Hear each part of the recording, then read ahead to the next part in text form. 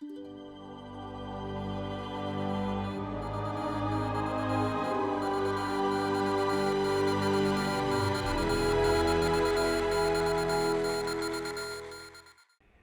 opinions expressed in the following program are those of the producer and not necessarily those of WKTV Community Media.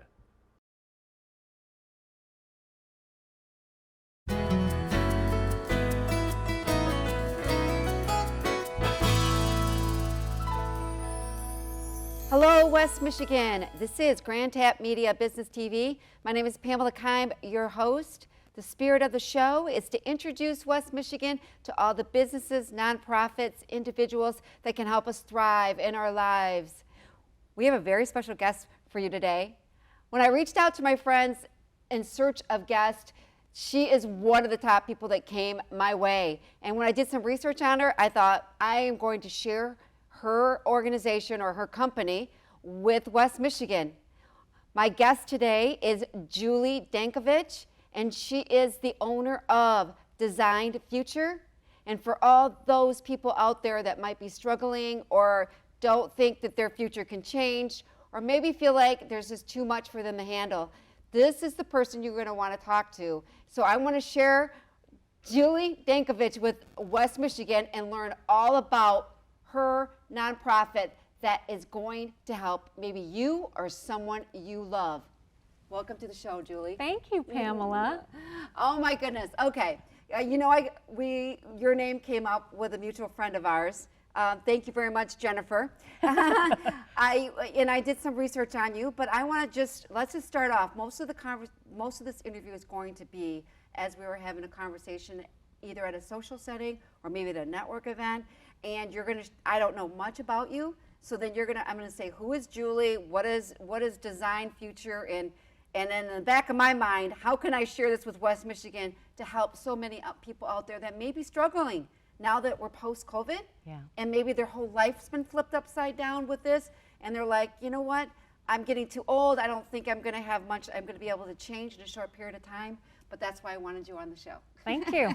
Thanks for having me. All right. Who is Julie, and what is your company?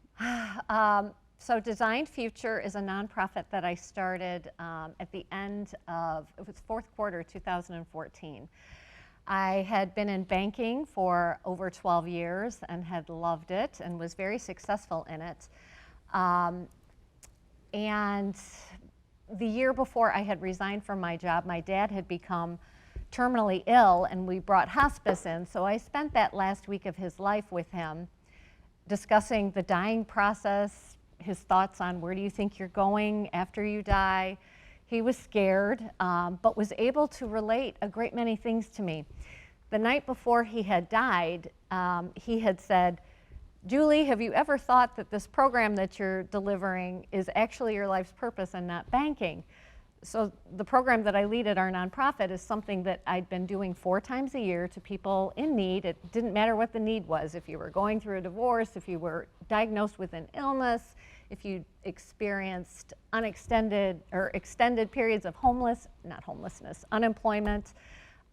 There were even people that were homeless that were sleeping in somebody's garage that came to the class. You helped them with what? A spiritual or I saw that on your website. Mm-hmm. That really caught my eye because a lot of people don't go down that road too much, but a psychological, you were sensing when you were communicating with them that they were stuck, that they really needed somebody outside of because some people don't want to give that much information to their close friends, and you're not supposed to sometimes. You really noticed that? Yeah. What was it that you wanted to help them? Well, that's a long story, too. They're all long stories. But you know what I'm saying? Yeah. If you would have met at a time, because I've had some difficult times in my life. We all I didn't have. mean to interrupt you, but when you say that, I'm thinking, well, what exactly came across? It's like this person really needed what? So, in my opinion, it is the human condition to struggle. Nobody gets away in life without struggling in some way, shape, or form. It doesn't matter what area of life. When things aren't working, you've got an area of life that is stopped or broken, you feel like all areas of your life are impacted. The program that I deliver at Designed Future, first of all, we house people that are in recovery from substance abuse, whether that's drugs, alcohol. Was that your attraction? When you wanted to help people that saw with drug abuse? I knew back in 1996, I was going through a divorce. I'd been a stay-at-home mom with 2 young boys, was really struggling with deep, dark depression, and I was starting to have suicidal ideation. I was embarrassed, so I knew I needed to do something about it, but didn't know where to go or what to do. What I did was I made an appointment with my doctor, my general practitioner, and lied and said I'm just there for an annual physical. So much shame. So you're at your doctor's office, okay. Yes. I was embarrassed, told him I was just there to get an annual physical. He told me before I'd leave, I'd get some lab work done and just check, blood to make sure there's nothing else going on. But I finally fessed up and said the reason why I really made this appointment was I was driving down the highway and had this thought about driving underneath a semi in front of me. It freaked me out. So You never had those thoughts before? No, Wow, no. okay. But I'd been staying in a marriage that I probably should have left years before then, but the fear just kept me there, mostly fear of how I would provide for myself and my 2 children. Of course. Anyway, the doctor wrote me a prescription for antidepressants. I went and got blood work done, went and filled the prescription, but it was on that drive home that the light bulb went off. I just realized I'd been sitting in so many negative emotions for so long, and even back in 1996, I had read plenty of books about the mind-body connection. My dad had been the first positive mental attitude instructor in the country. He'd been teaching the works of Napoleon Hill and W. Clement Stone. My dad founded the Napoleon Hill Foundation at Purdue University's campus in Indiana. So I'd been reading these books since I was 16, and they'd make me feel great and goal-oriented for about 48 hours, but then ultimately I'd go back to doing life the way that I did life, and apparently in 1996 that wasn't a very effective way for me because I didn't want to be around anymore. Anyway, my doctor called me about 2 hours after I got home, and I thought maybe I forgot something there, but he told me my lab results were back, and he needed to refer me to an oncologist. My white blood cell count was dangerously low. So I thought, great, I have leukemia. My grandmother had died of leukemia. I thought, my life is over. So I went to see this oncologist in Illinois. I was living in a Chicago suburb at the time, and she asked me if I prayed or meditated. And back in 1996, it was a very unusual question to come from a doctor. But again, the light bulbs went off. Things were starting to line up for me. I started taking responsibility for why my health was now being impacted. It was totally my state of mind. Is that what it was? Well, it was, and I'll tell you how I finally realized that. After that doctor's office visit, when she had asked me those 2 very important questions, do you pray or meditate, I decided on the drive home, this is it for me. I've just been given a serious health diagnosis, and I need to do something about this. I went home and unpacked the scores of books that my dad had given me over the years and started rereading the ones that were speaking more to me. And what I realized was missing, we can read books, go to classes, take workshops, and get all the information that we need, but until you actually apply that knowledge and have a different experience in your life related to that knowledge that you've just applied, nothing's going to change permanently. So I created this daily routine that did not budge. I was waking up earlier than my children, doing very specific things in the morning. At that time, I was writing a lot of affirmations. These were all related to my health. That was the immediate issue. I was going for daily walks in nature, repeating thoughts about my health, just being, I have perfect health and well-being. I'm now in optimal health. I'm in the best shape of my life. I would read prayers in the morning. I would read a book that inspired me, and then I started learning how to use my imagination so I could see myself experiencing perfect health. I went back to see that oncologist 2 weeks later. She did more blood work, and she said, I don't know what you've done, but your white blood cell count has self-corrected. It's normal. What are you doing? So I told her I'm not just praying and meditating, I'm visualizing, I'm going for walks in nature, I'm repeating affirmations. She said, keep doing it. Give blood every 6 months. If there's something wrong with your blood, they'll send you a postcard. Then you need to come back and see me, but for now you're good. So at that point I thought, boy, if this could help my health issue, what else can it do? So my focus, the reason I was staying in that marriage was fear of money. I made my goal career, money. Well, I had no idea what I would be good at. I had a college degree, but I had never really worked.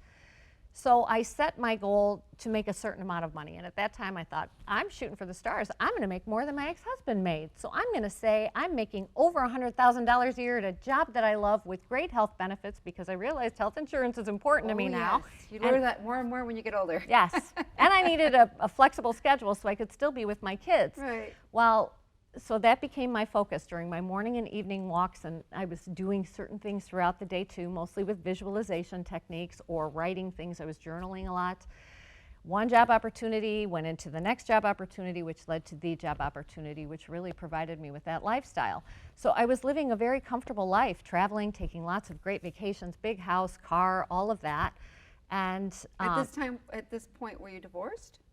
Yes, I started the divorce right shortly after I got the good bill of health from my oncologist. I realized I can't do this anymore. This marriage is not good for my health. Was he surprised that No. you were not? So it was something that there were Wait. signs were there. Oh, for years, Okay. years, yes. Your children, they were watching all this happen too, or? Yeah, well, my oldest one, my boys are 7 years apart, so yeah. Yes, okay. And they could sense that this was coming. Kids always know. They Yes. always know. Yes. Yeah. So anyway, I'd been living this, what I thought was my ideal life. It's what I'd always dreamed of. And I had to take a leadership program. I was moving up the ladder at the bank that I worked at, so I had to take a leadership program. And one of the segments of this program required that we create a project that would impact at least 25 people. You were building leadership skills. Correct. So I knew immediately what I would do. I would write an instruction manual of all the things that I did back in 1996 to not only improve my health, but to get me the career of my dreams and the lifestyle that I wanted. So I found 25 people that were all dealing with different challenges in life, whether it was unemployment, illness, divorce. Maybe they wanted to make more money. They were in a dead-end job, whatever the circumstances were. I worked with them once a week. We do a conference call with the group. If they needed extra support, I would work with them one-on-one. But essentially, they were going through the instruction manual and doing everything that I did.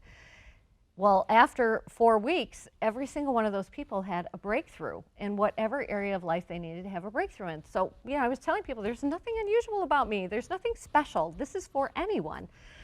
So that led to the next class that I took. You had to expand on your current project. So I thought, I'll teach a class.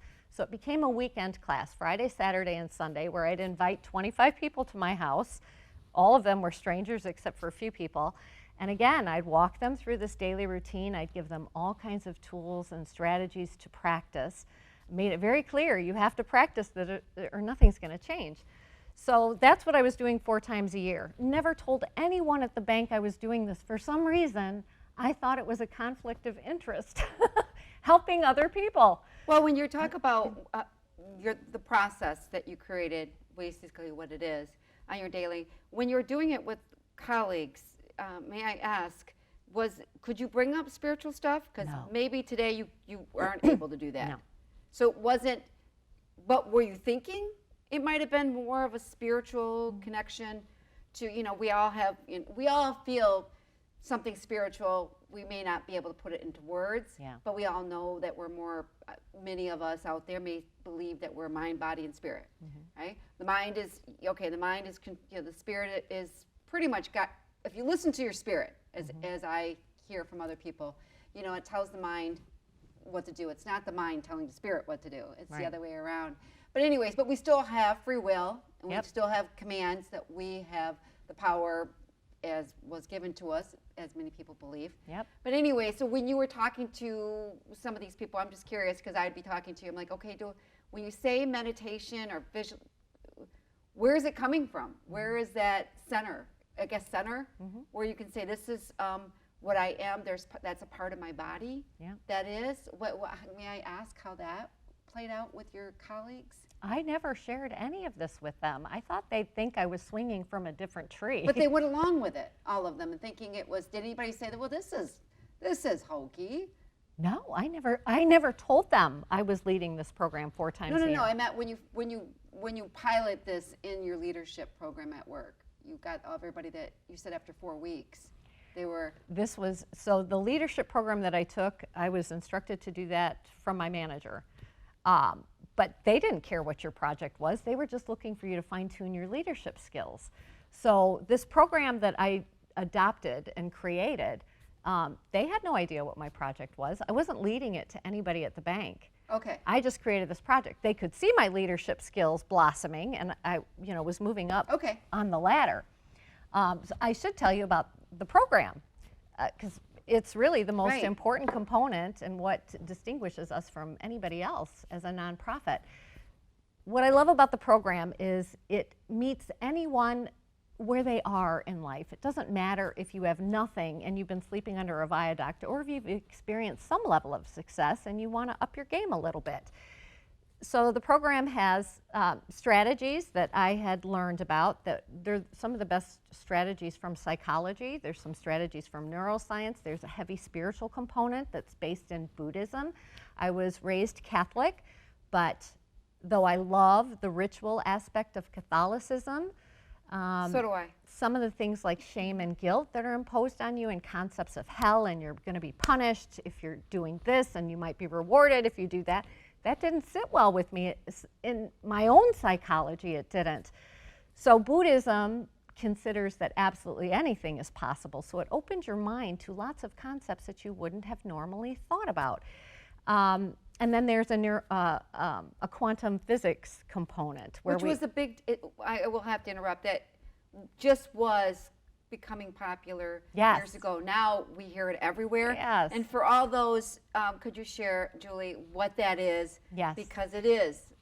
People are like, it's going to be the thing years down the, and it is pretty much the thing, right? It is the thing. So what is quantum So physics? it's, if we talk about something, every human being is an energy transmitter. So we have energy that we are constantly expressing through our thoughts, our spoken words, our emotions, and our imagination. That's actually how we're creating the reality that each one of us experience. So we talk to our residents through the classes that I lead about managing their emotional states. You have to get very good at that. The better you feel and the more often you feel good, the more you'll attract things that match the energy that you're now broadcasting. So I tell people, if you're not happy with the results that you're producing, you're simply sending out the wrong signals, and that comes through our thoughts, our emotions, our spoken words, and our imagination.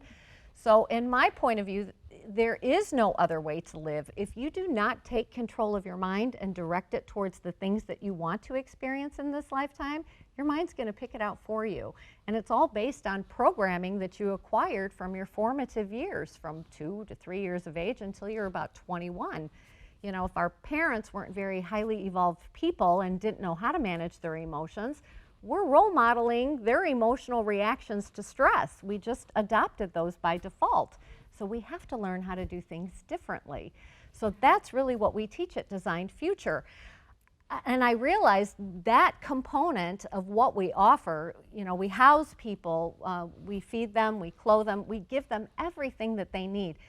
And our environment is beautiful. It's both of the homes that we house people in are just beautiful homes. And that was my goal to begin with. Who wants to, or who feels inspired to change your life when you're surrounded by even clutter and disorganization, but furniture that's beat up and paint that's peeling from the walls? So number one, that was important. The environment does matter. People have to have a clean, beautiful space so that they can start dreaming again. Yeah.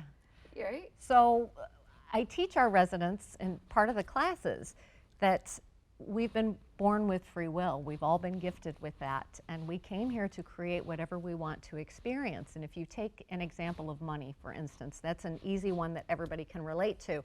If you look at the spectrum of how you can experience money in this lifetime, on this end you've got abject poverty where you're sleeping under a viaduct, you have no money, just the clothes on your back, no food, no nothing. On this end of the spectrum is complete abundance, where you have enough money to do whatever you want whenever you want. And in between those two variations are thousands of other choices that with free will you can choose. Right. But with the programming that we've acquired from childhood, where we overheard conversations with our parents saying money doesn't grow on trees, or we don't have money for that, we're living paycheck to paycheck. I heard that a lot. We're not made out of up. money, or we're not made out of money. Or is they just another said common no, one. and you you knew as a child that it was because I Right. didn't have any money. Like, can I go on spring No, break? we don't have the money You know, for you don't that. need to be going on spring break. And I always felt bad. I grew up with a big family. I will share, and I have difficulties enjoying spending money as other people do that didn't have the same kind of struggles. But what I felt like as a child, growing up in a large family here in West Michigan or whatever, is that I was a complete burden to my parents because that's all they did was talk about money. Yeah, that's how you felt. You don't know what a child is going to put that emotion. You think that if you talk about money in this negative way, and maybe they don't even think about it, what that's really doing to a child. So all I felt growing up was because my dad would always say, well, if I didn't have 6 kids, Yeah. we would have the swimming pool. Right. If I didn't have 6 kids, and so you always felt like I'd have the I'm truck a I wanted. burden. I felt like a burden, and that I always felt like I always wanted to give my parents money for taking care of me and whatever. I don't know where that came from, but I always felt like it was always. So whenever money comes up and a situation comes up about money, or I feel like during COVID, you're not making it, all of a sudden that anxiety starts coming in. I'm going to be a burden to my husband. I'm going to be a burden to society. You know what I'm saying? They're firmly held beliefs acquired from childhood, just by Yes. overhearing things that your role models were saying. We are meaning-making machines. So as children, when you're hearing things about money from your parents, if I didn't have 6 kids, we'd have money for a pool or whatever. Yeah. As a child, you made that mean something. That becomes part of your firmly held belief system. Now your siblings may have made it mean something else. It's all independent to each one of us. So it's important to be self-aware enough about what your programming is, and your programming is really your firmly held beliefs. But nothing is true unless you say it is true, and whatever you believe is true is what you're going to create in your reality. So you can create new firmly held beliefs, and you'll want to. So if you overheard that as a child and you still get that anxiety when some topic of money comes up, if it still triggers that, that's an indicator to you, your body's telling you you still have some healing to do.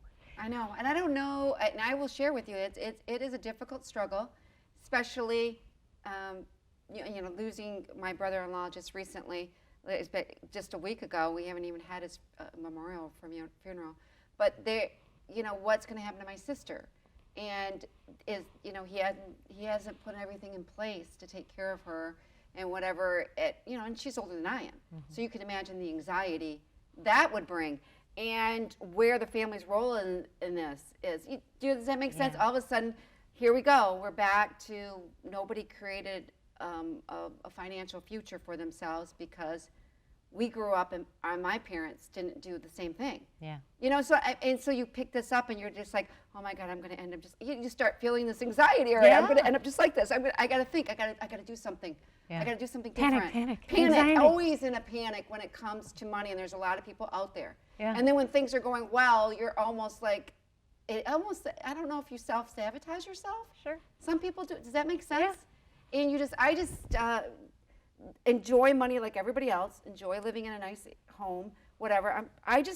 Sometimes I get tired of it's like, oh my God, I just don't want to think about money, and which is the wrong thing to think about, right? It's the wrong thing to think that. You should be thinking how well I'm doing with, if that makes sense. But the brain has a negativity bias, so we are wired to focus on what's not working or what's missing or what we're lacking or what the next potential threat is. And a potential threat for somebody that's got some firmly held money beliefs that aren't empowering to them, that can trigger a whole lot of things, when the issue of money comes up.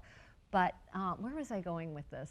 We were talking about our thoughts, and we were talking about our beliefs, and then we were talking about the alcoholism. Yes. Okay. Yes. So I believe we were all born with free will, and there is a system in place, and we see it in nature, that our Creator designed that is flawless. It's impeccable, actually.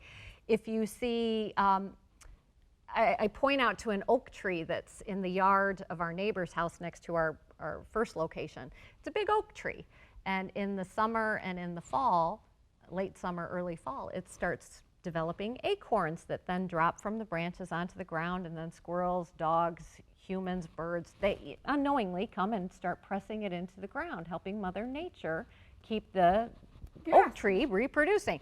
And eventually, that acorn doesn't know if it's growing upside down, sideways or right side up. It has no idea which way it's been planted, but eventually that acorn figures out how to burst through the soil, which way to grow so it gets all the nutrients that it needs. That acorn doesn't ever once say, I just gotta be the best oak tree there was. When am I gonna be an oak tree? Like humans do. Yeah. I just gotta get a job. I just gotta make more money. There's that act of desperation. Instead, that acorn just gently evolves into the highest possibility that exists for it in this lifetime. I had just seen a picture of a tree 2 days ago on social media. Power lines had been put in after this tree had been planted.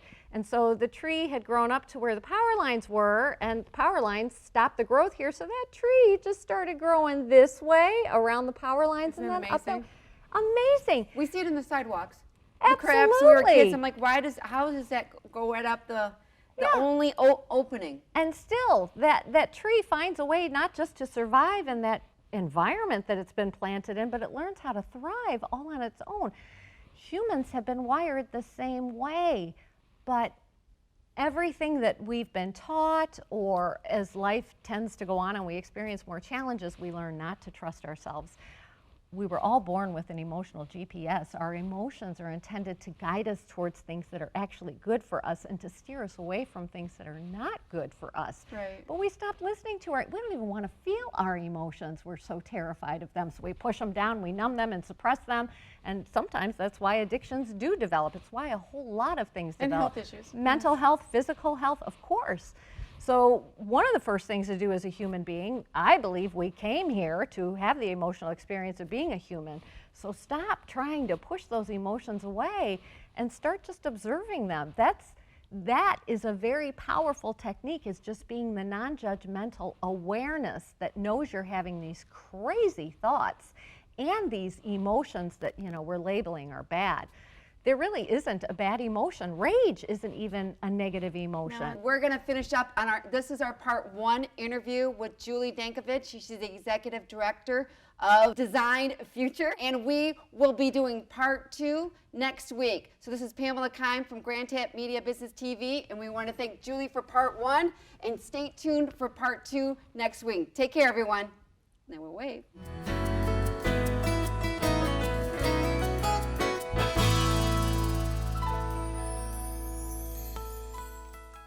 The opinions expressed in the preceding program are those of the producer and not necessarily those of WKTV Community Media.